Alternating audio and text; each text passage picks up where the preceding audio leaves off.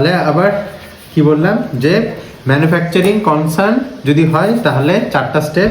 একটা হচ্ছে manufacturing account, একটা ট্রেডিং অ্যাকাউন্ট, একটা পিএল, একটা ব্যালেন্স শিট। আর যদি আমি লাড্ডু না তৈরি করি, লাড্ডু শুধু কেনাবেচা করে, তাহলে কি করতে হবে? 3টা স্টেপ ফাইনাল অ্যাকাউন্ট তৈরি করার জন্য, ট্রেডিং অ্যাকাউন্ট, পিএল অ্যাকাউন্ট আর হচ্ছে ব্যালেন্স শিট। তো ম্যানুফ্যাকচারিং অ্যাকাউন্ট শেখা হয়ে গেছে, এবার ট্রেডিং অ্যাকাউন্টে আসি, যার বাংলা বইতে দিয়েছে ক্রয় বিক্রয় হিসাব। ভালো মতো অ্যাকাউন্টটাকে বোঝার চেষ্টা করবো। এইখানে নামেই আমি বুঝতে পারছি যে এই হিসাবটাতে আমার কি কি পারচেজ হচ্ছে, পারচেজ রিলেটেড কি কি এক্সপেন্স আছে, আর সেলস রিলেটেড কি কি এক্সপেন্স আছে। সেলসের রিলেটেড এক্সপেন্সও খুব বলতে গেলে কম, শুধু সেলসটাকে আমরা ধরবো। এই দুয়ে মানে সেলস থেকে পারচেজ বাদ দিয়ে যা আমার প্রফিট হবে, যা লাভ হবে, সেটাই আমি নির্ধারণ করব এই হিসাবে, এই অ্যাকাউন্ট আমি সেটাই নির্ধারণ করব।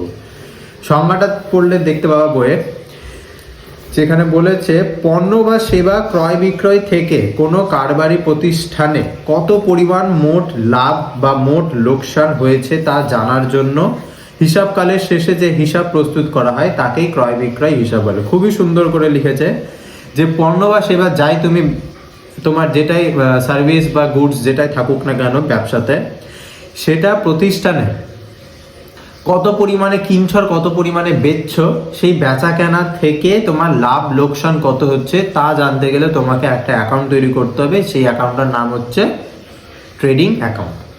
এইবার এই ট্রেডিং অ্যাকাউন্টটা মূলত কি ক্রয় বিক্রয় হিসাব যদি তুমি দেখো, মানে ট্রেডিং কনসার্নে বিজনেসের যদি ক্ষেত্রে দেখো, তাহলে এটা তোমার ফার্স্ট স্টেজ, হিসাব করার ফার্স্ট স্টেজ।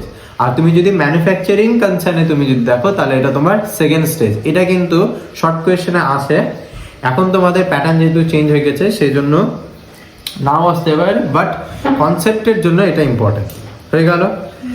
আচ্ছা, ট্রেডিং অ্যাকাউন্টে এবার কি কি, ট্রেডিং অ্যাকাউন্টে কি কি জিনিস আছে, এক কথা বলতে গেলে আইটেমস কি কি আছে, বা ট্রেডিং অ্যাকাউন্ট জিনিসটা বলতে কি, তার জন্য আমাকে জানতে হবে কি কোনো জিনিসের ভালো মতো ব্যাখ্যা যদি জানা যায়, তাহলে তার জন্য ফিচার্সটা আমাকে খুব মেন আমাকে পড়তে লাগবে। তো এই ফিচার্সে কি বলেছে, ক্রয় বিক্রয় হিসাব কোনো কারবারি প্রতিষ্ঠানের চূড়ান্ত প্রথম স্তর, মানে ট্রেডিং কনসার্ন অনুযায়ী, আর উৎপাদনকারী প্রতিষ্ঠানের ক্ষেত্রে দ্বিতীয় স্তর। এটা প্রথমেই বললাম। আচ্ছা, এটা একটা নমিনাল অ্যাকাউন্ট। নমিনাল অ্যাকাউন্ট মানে কি? নমিনাল অ্যাকাউন্ট বলতে গোল্ডেন রুলস আমরা পড়েছি যে নমিনাল অ্যাকাউন্টে যা যা খরচ ডেবিট, যা যা ইনকাম ক্রেডিট। সেই জন্য দেখবা ট্রেডিং অ্যাকাউন্ট যখন আমি তৈরি করব, তখন ডেবিট সাইডে আমার সমস্ত দেবা খরচাই আসছে, আর ক্রেডিট সাইডে আমার সবসময় সব ইনকাম আসছে, মানে সেল করে কত টাকা পেলাম, ঠিক আছে, পারচেস করে কত গেল, পারচেসের জন্য কত টাকা আমার ফ্রেট লেগেছে, ক্যারেজ লেগেছে, ওয়েজেস লেগেছে কত, এগুলো সব খরচা। এক কথায় ট্রেডিং কনসার্ন মানে ট্রেড রিলেটেড আর প্রোডাকশন রিলেটেড যেগুলো আমার আইটেমস খরচা হিসেবে দাঁড়াবে, সেগুলোকে অল আর ডেবিটস, সবাইকে ডেবিট করে দিতে হবে আমাকে। আর যেগুলো ইনকাম রিলেটেড হবে সেগুলোকে আমাকে ক্রেডিট করতে হবে, এক কথায়, ঠিক আছে। সেই জন্য যেহেতু এই এক্সপেন্স ইনকাম রিলেট করেই এই অ্যাকাউন্টটা তৈরি হচ্ছে, সেই জন্য পুরো ট্রেডিং অ্যাকাউন্টটা একটা নমিনাল অ্যাকাউন্ট হিসেবে ট্রিট হবে। বোঝা গেল? আচ্ছা, এতে কেবলমাত্র মুনাফা জাতীয় আয় ব্যয় লেখা হয়। যে কি বলে দিলাম, মুনাফা জাতীয়, প্রথমে বলে দিলাম এগুলো রেভিনিউ কনসার্ন। মুনাফা জাতীয় আয় ব্যয় লেখা হয়, মূলধন জাতীয় আয় ব্যয় এখানে আসে না। ক্যাপিটালাইজড কোনো রকম এক্সপেন্ডিচার রিসিটস এগুলো কিন্তু আসে না, ঠিক আছে। যেমন আমি যদি কোনো মেশিন কিনি, তাহলে এটা এখানে আসবে না, কিন্তু বুঝতে পারলাম। যদি কোনো মেশিন কিনি, মেশিন বেচি, এগুলো কিন্তু এগুলো এখানে আসবে না, এগুলো সব ক্যাপিটালাইজড আইটেমস এর মধ্যে পড়ে গেল। আচ্ছা, এইবার এখানে বলেছে ক্রেডিট দিকে, মানে ট্রেডিং অ্যাকাউন্টে ক্রেডিট দিকে সাধারণত দ্রব্য বিক্রয়ের পরিমাণ এবং অন্তিম মজুদ পণ্যের মূল্য লেখা হয়ে থাকে। কি কি ট্রেডিং অ্যাকাউন্টের ক্রেডিট সাইডে দুটো আইটেমসের কথা বললে যে দুটোই আসবে আমার, একটা হচ্ছে আমার সেলস, আমি পুরো বছরে কত টাকার সেল করেছি, আর একটা হচ্ছে কি ক্লোজিং স্টক। ক্লোজিং স্টক মানে কত উৎপাদন করেছি, সেখান থেকে কত বেচেছি, মানে উৎপাদন কত করেছি, তার আগে কত ছিল, মানে ওপেনিং কত ছিল, তার সাথে উৎপাদন কত করেছি, বা পারচেস যদি থাকে তাহলে সেই পারচেস যোগ করার পর কত সেল করে দিলাম, কত বেচে দিলাম, এই বেচাটা বাদ দিয়ে দেওয়ার পর যা পড়ে থাকলো। সবসময় তো দেখো লাড্ডু সবসময় কি যতটি বানাও ততটি কি বেচো? নিশ্চয়ই বেচো না। সেই জন্য যতটি বানালাম বা যতটি আগে ছিল তার থেকে সেল করে দেওয়ার পর অবশিষ্ট যেটা থেকে গেল সেটাই হচ্ছে আমার অন্তিম মজুদ পণ্য, ইংলিশে ক্লোজিং স্টক বা ক্লোজিং ফিনিশ গুডস যা বলতে পারো। ঠিক আছে, এটা আসবে কোথায়? ট্রেডিং অ্যাকাউন্টের ক্রেডিট সাইডে। ট্রেডিং অ্যাকাউন্টের ক্রেডিট সাইডে। কেন ক্রেডিট সাইডে? এগুলো আমার কাছে এখনো পর্যন্ত ইনকাম হিসেবে ট্রিট হচ্ছে, বুঝতে পারলাম। এইবার ডেবিট দিকে কি আসবে? ডেবিট দিকে দেখো বলে দিচ্ছে প্রারম্ভিক মজুদ পণ্য মানে ওপেনিং স্টক। বছরের ওপেনিং স্টক কত ছিল, তার সাথে বিক্রিত পণ্য সামগ্রী ক্রয় মূল্য, এক কথায় বলতে গেলে পারচেসড ডিউরিং দ্য ইয়ার কত তুমি পারচেস করেছো, আর এই পারচেস রিলেটেড কিছু আনুষঙ্গিক খরচ যেমন পারচেস করে মাল আনার ক্যারেজ ফ্রেট এগুলো ওয়েজেসে। উৎপাদন ব্যয় প্রোডাকশন কস্ট, এবার উৎপাদন ব্যয়ের মধ্যে আমার কি কি আসবে? ওয়েজেস আসবে, উৎপাদন করতে কাদের লেবার লাগবে আমার, সেই লেবার কস্ট। আচ্ছা শুধু লেবার কস্ট, লেবার কস্টের সাথে সাথে আরো কিছু প্রত্যক্ষ খরচও কিন্তু এখানে দেখানো হয়ে থাকে। প্রত্যক্ষ খরচ মানে আমি কি বলেছিলাম? প্রত্যক্ষ খরচ মানে হচ্ছে ডাইরেক্ট এক্সপেন্স। যে এই ডাইরেক্ট এক্সপেন্স কস্ট শিটে মনে করো, কস্ট শিটে করেছিলাম যে ডাইরেক্ট এক্সপেন্স কি, যেগুলো প্রোডাকশন রিলেটেড যেগুলো খরচা, প্রোডাকশন রিলেটেড যেগুলো ডাইরেক্টলি প্রোডাকশনের জন্য যেগুলো খরচা হচ্ছে সেগুলো হচ্ছে ডাইরেক্ট এক্সপেন্সের মধ্যে আমি রাখছি। একটু আগে ম্যানুফ্যাকচারিং অ্যাকাউন্টে আমরা ডাইরেক্ট এক্সপেন্স পড়েছি, তাহলে এগুলো কোথায় আসবে? ট্রেডিং এর ডেবিটে। আর শুধুমাত্র দুটো আইটেমস, একটা সেলস আর একটা ক্লোজিং স্টক আসবে ট্রেডিং এর ক্রেডিট আইটেম। এবার ক্রেডিট থেকে ডেবিট বাদ দিব, যা পড়ে থাকবে সেখান থেকে আমি কি নির্ধারণ করতে পারবো? গ্রস প্রফিট বা গ্রস লস। পরেই আসছি দেখো, এই ওপেনিং বলছে হিসাব। আচ্ছা এটা হিসাবকালে শেষেই প্রস্তুত করা হয়ে থাকে অবশ্যই। ট্রেডিং অ্যাকাউন্ট পুরো বছরে আমার ব্যবসা করার পর, জার্নাল লেজার পোস্ট করার পর, ট্রায়াল ব্যালেন্স সেট করার পর আমার যখন ফাইনাল অ্যাকাউন্টস লাস্টলি করব তখন বছরের শেষ অবধি আসবে। এইবার কে কখন হিসাব করছে সেটা তার উপর ব্যাপার করছে, কিন্তু ইন জেনারেল এটা একটা হিসাবকালে শেষ যাবে। হিসাবকালটা হতে পারে 6 মাসের, হতে পারে 3 মাসের, হতে পারে 1 বছরের। তো হিসাবকালের শেষে এটা আমরা প্রস্তুত করতে পারবো, কারণ প্রথমে আমরা করতে পারবো না। আচ্ছা এই হিসাবের কোনো প্রারম্ভিক ওপেনিং ব্যালেন্স থাকে না। বলছে ট্রেডিং অ্যাকাউন্টের কোনো ওপেনিং ব্যালেন্স থাকে না, তবে বলছে ওপেনিং ব্যালেন্স থাকে না ঠিকই, কিন্তু উৎপাদনকারী প্রতিষ্ঠানের ক্ষেত্রে উৎপাদনী হিসাব বা ম্যানুফ্যাকচারিং অ্যাকাউন্ট প্রস্তুত করা হলে তার অন্তিম যেটা ক্লোজিং ব্যালেন্স হিসেবে উৎপাদন ব্যয় বেরায় সেইটাই ক্রয় বিক্রয় হিসেবে ডেবিট দিকে দেখানো হয়। এই যে একটু আগে দেখো ম্যানুফ্যাকচারিং অ্যাকাউন্টে কি করলাম, ম্যানুফ্যাকচারিং অ্যাকাউন্টে যা যা আমার ম্যানুফ্যাকচার করার জন্য কস্ট ব্যয় হলো, কস্ট অফ প্রোডাকশন অবধি যা বার করলাম সেটাকে আমি কি নিচে কি লিখেছিলাম? Transfer to trading account. Trading অ্যাকাউন্টে ওটা ট্রান্সফার করে দিলাম, তার মানে ওই যে কস্ট অফ প্রোডাকশন ওইটাই আমার কাছে ট্রেডিং অ্যাকাউন্টে ওপেনিং স্টক। এটা শুধুমাত্র উৎপাদনী ভিত্তিক দিয়েই হবে, ঠিক আছে। আচ্ছা 7 নম্বর কি বলেছে? কোনো কারবারি প্রতিষ্ঠানে হিসাবকালের শেষে, এবার ওটাই বললাম যে ক্রেডিট থেকে ডেবিট বাদ দিয়ে আমি এখানে মোট লাভ বা মোট ক্ষতি পরিমাণ এই ট্রেডিং অ্যাকাউন্ট থেকে বার করতে পারবো, যেটাই আমার এখানে মেন কাজ। আচ্ছা ক্রয় ব্যয় হিসাবে অন্তিম জের হিসেবে মোট লাভ বা মোট ক্ষতি পরিমাণ লাভ ক্ষতি হিসেবে। আচ্ছা আর এই যে মোট লাভ বা মোট ক্ষতি যেটা বেরাবে সেটাকে আমি প্রফিট অ্যান্ড লস অ্যাকাউন্টে কিন্তু ট্রান্সফার করে দেবো। যেমন স্টেপ বাই স্টেপ ম্যানুফ্যাকচারিং এ যা আমার কস্ট অফ প্রোডাকশন বেরালো সেটা আমি প্রথমে পাঠিয়ে দিলাম কাকে? Trading account. ট্রেডিং অ্যাকাউন্ট থেকে স্টার্ট হলো, ট্রেডিং অ্যাকাউন্টে আমি হিসাব নিকাশ করে গ্রস প্রফিট বা গ্রস লস যাই বেরাক না কেন, গ্রস প্রফিট বেরালে ডেবিটে, গ্রস লস বেরালে ক্রেডিটে, কারণ ডেবিট বড় হলে লসে আসে, ক্রেডিট বড় হলে প্রফিটে আসে, ঠিক।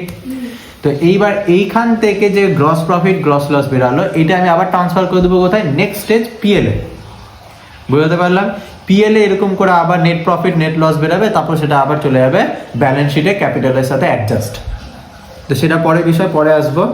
তাহলে আমরা বুঝতে পারলাম যে ট্রেডিং অ্যাকাউন্টটা কি, ট্রেডিং অ্যাকাউন্টে কি কি জিনিস হয়, পুরো একদম একটা ব্রিফ কনসেপ্ট বুঝে গেলাম, ঠিক আছে। এইবার ট্রেডিং অ্যাকাউন্টে গ্রস প্রফিট গ্রস লস বার করার কিছু বইতে সূত্রের মতো করে দিয়েছে।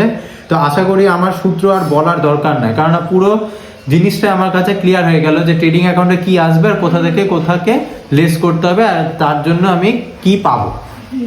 যে credit minus debit, credit item কি কি বললাম? Sales closing stock. Debit item বললাম অল ডাইরেক্ট এক্সপেন্স রিলেটেড যেগুলো থাকবে সেই এক্সপেন্সকে আমি বাদ দেবো, মানে ডাইরেক্ট ইনকাম থেকে ডাইরেক্ট এক্সপেন্স বাদ দিলে আমার গ্রস প্রফিট পাবো, আর ডাইরেক্ট এক্সপেন্স থেকে ডাইরেক্ট ইনকাম বাদ দিলে গ্রস লস পাবো। বুঝতে পারলাম? এইটাই ট্রেডিং অ্যাকাউন্টের মেন কনসেপ্ট। ঠিক, এইবার আমরা ছকটা দেখে নিই, কোনো যদি ছক থাকে। হ্যাঁ, এখানে দেখো বলেছে accounts related with trading account. Trading অ্যাকাউন্টে কি কি আসে? ওপেনিং স্টক, পারচেস রিটার্ন, এগুলো হ্যান ত্যান অবশ্যই এগুলো আসবে। সেলস রিটার্ন এগুলো অবশ্যই আসবে।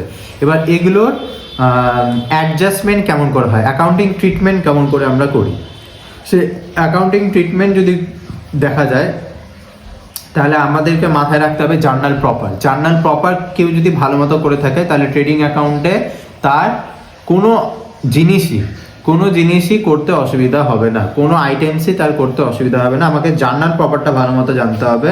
আচ্ছা, তোমাদের জিএসটি রিলেটেড আছে, তো আগে আমি নর্মালভাবে শিখবো। নর্মালভাবে ট্রেডিং অ্যাকাউন্ট পেজ নম্বর 233, 7টা বইয়ের পেজ নম্বর 233, এই পেজে একটা ছক দেওয়া আছে খুব সুন্দর করে, যে ছকে পুরো আইটেমস লেখা আছে, কি কি আইটেমস আমার ট্রেডিং অ্যাকাউন্টে আসে আর কি কি আইটেমস আসে না। ট্রেডিং অ্যাকাউন্টে ক্রেডিট সাইডে কি কি আইটেম আসে, কি কি আইটেম লেস হয়, আর ট্রেডিং অ্যাকাউন্টে ডেবিট সাইডে কি কি আইটেম মানে কি কি ডাইরেক্ট এক্সপেন্স আসে আর কি কি আসে না, সমস্ত কিছু দেওয়া আছে। প্রত্যেকটাই ইন ব্রিফ বোঝানো এখন পসিবল না, কিন্তু যতটা বুঝালাম তোমাকে মাথায় রাখতে হবে যে ট্রেডিং অ্যাকাউন্টের ক্রেডিটে অল ডাইরেক্ট ইনকামস বসে, যেখানে কিছু অ্যাডজাস্টমেন্টসও হয়। আচ্ছা, আর তারপর দেখে নিতে হবে ট্রেডিং অ্যাকাউন্টের ডেবিট সাইডে অল ডাইরেক্ট এক্সপেন্স বসে, যেখানেও কিছু অ্যাডজাস্টমেন্টস হয়। সেই অ্যাডজাস্টমেন্টগুলো আমরা অঙ্কর মাধ্যম দিয়ে করব। আর ইন কেস প্রত্যেকটা আইটেম যদি বুঝতে অসুবিধা হয় তাহলে এই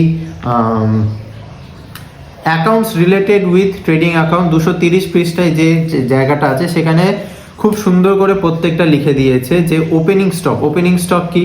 আমরা প্রথমে পড়েছি যে গুডস 3 রকমের হতে পারে। একটা হচ্ছে প্রথমে প্রারম্ভিক র মেটেরিয়াল যেটা থাকে, তারপরে সেমিতে আসে মানে ইন্টারমিডিয়েট, ওটাকে কিছু কনভার্ট করে হলো, তারপরে সেটা ফিনিশ গুডে পরিবর্তন হয়, যেটা আমরা কনজিউম করি এক কথায় লাস্টলি। তো এই প্রত্যেকটা আইটেমেরই কিন্তু ওপেনিং মানে প্রথমে কিছু আইটেম থাকে আর ক্লোজিং কিছু আইটেম থাকে, ঠিক আছে। তারপরে পারচেস মানে পুরো ডিউরিং দ্য ইয়ারে তুমি কিছু না কিছু তো আবার পারচেস তোমার লাগবে, র মেটেরিয়ালস বা হোক যাই হোক না কেন তোমার কিছু না কিছু পারচেস করতেই হবে। আচ্ছা, এই পারচেস করতে গিয়ে দেখলা তোমার কিছু গুডস ডিফেক্টিভ বেরিয়ে গেছে, তো ডিফেক্টিভ নিয়ে তো তুমি কাজ করবে না, সেই ডিফেক্টিভটা তুমি রিটার্ন করে দেবে, যেটাকে আমি এক কথায় বলি রিটার্ন আউটওয়ার্ড, বা আর একটা ভাষায় বলা যায় পারচেস রিটার্ন। তো এই পারচেস রিটার্ন কি হবে, অবশ্যই রিটার্ন থেকে লেস হয়ে যাবে, কারণ ওইটা তো তুমি ইউজ করছো না। আচ্ছা, এরকম রিলেটেড আরও কিছু সেলসেরও ম্যাটার আছে, সেলস রিটার্নও হয়। সমস্ত সেল করে দিলাম কিন্তু দেখা গেল যে সেল করতে গিয়ে কিছু আমি ভুলও সেল করেছি, তাহলে সেটাও সেলস রিটার্ন হয়ে যায়। তো এরকম আরও কিছু অ্যাকাউন্টস আছে যেগুলো ইম্পর্টেন্ট, যেমন ক্যারেজ ইনওয়ার্ড আর ক্যারেজ আউটওয়ার্ডের মধ্যে একটা তফাৎ আছে যেটা খুব ভালো, যে ক্যারেজ ইনওয়ার্ড মানে যখন আমি মাল কিছু কিনে ভাড়া করে আনছি, কি বললাম পারচেসের ক্ষেত্রেই কিন্তু ক্যারেজ ইনওয়ার্ড কথাটা বলে, যেটা ট্রেডিং অ্যাকাউন্টে বসে। আর ক্যারেজ আউটওয়ার্ড হচ্ছে যখন আমি সেল করে মালটাকে অন্য কারোর কাছে পাঠাচ্ছি, ডিসচার্জ করছি, যখন অন্য কারোকে ডেলিভারি করে দিচ্ছি যখন, তখন ক্যারেজ আউটওয়ার্ড মানে বেরিয়ে যাচ্ছে, বহির্মুখী। ইনওয়ার্ড মানে অন্তর্মুখী। মাল যখন প্রোডাকশনে আসছে, যখন ইনওয়ার্ড হচ্ছে, তখন যে ভাড়াটা লাগছে, গাড়ি ভাড়া হোক, যে ভ্যান ভাড়া হোক, যাই লাগুক, সেই ক্যারেজটা বহন ভাড়া যেটা লাগছে সেটা হচ্ছে ক্যারেজ ইনওয়ার্ড। এটা পারচেস রিলেটেড, সেজন্য এটা আসবে ট্রেডিং অ্যাকাউন্টে। আর যেটা ক্যারেজ আউটওয়ার্ড, যেটা সেল করার পর ফিনিশ গুডসটা যখন আমি পাঠাচ্ছি, যেমন এসি ফ্রিজ নিয়ে বলেছিলাম যে আমি নিজের দোকান থেকে ফ্রিজ পাঠাচ্ছি কাস্টমারের বাড়িতে, এখানে যে ক্যারেজটা লাগছে সেটা হচ্ছে ক্যারেজ আউটওয়ার্ড, এটা বহির্মুখী, এটা আসবে পিএল। ওটা ইনডাইরেক্ট এক্সপেন্স, এটা ডাইরেক্ট এক্সপেন্স, ঠিক আছে, কারণ এটা প্রোডাকশন রিলেটেড। তো এরকমই কিছু আরও আছে, ফ্রেট ইনওয়ার্ড আছে, কার্টেজ আছে, পোর্টেজ আছে, ওই একই রিলেটেড, একটু থিওরিগুলো পড়লে সবাই বুঝতে পেরে যাবে।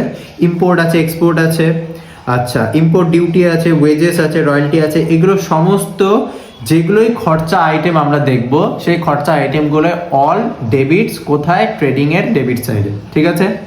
আচ্ছা, dock duty, trade discount, closing stock, হ্যান ত্যান এগুলো সবই আসবে। আচ্ছা, ট্রেড ডিসকাউন্টটা একটু আলোচনা করে দিই। বলেছে ব্যবসায়িক দ্রব্যাদি ক্রয় করার সময় কোনো দস্তুরি বার্তা পাওয়া গেলে এটি সাধারণত ক্রয় চালান পারচেস ইনভয়েস থেকে বাদ দিয়ে দেখানো হয় এবং কৃত পণ্যের নেট ক্রয় মূল্য হিসেবে পারচেস অ্যাকাউন্টে ডেবিট করা হয়।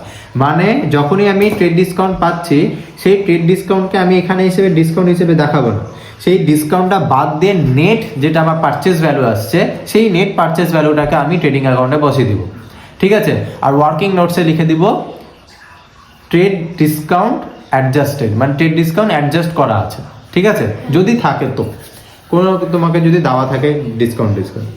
তারপরে 233 পৃষ্ঠায় এই যে ছকটা দেওয়া আছে ট্রেডিং অ্যাকাউন্টে, in the books of company বা যার বিজনেসম্যানের নাম হোক আর যারই হোক ওখানে লিখবো কি তৈরি করছি, ট্রেডিং অ্যাকাউন্ট তৈরি করছে। আর বছরের শেষে হিসাবকালের শেষে বলেছি সেই জন্য এটা ফর দ্য ইয়ার এন্ডেড হতে পারে, ফর দ্য মান্থ এন্ডেড হতে পারে। ঠিক আছে, যেটা যেমন করে করবে। এইবার কয়েকটা অঙ্ক দেখে আমি বোঝার চেষ্টা করি, তাহলে আমার পুরো ট্রেডিং কনসেপ্টটা আমার কাছে ক্লিয়ার একদম হয়ে যাবে। ওকে।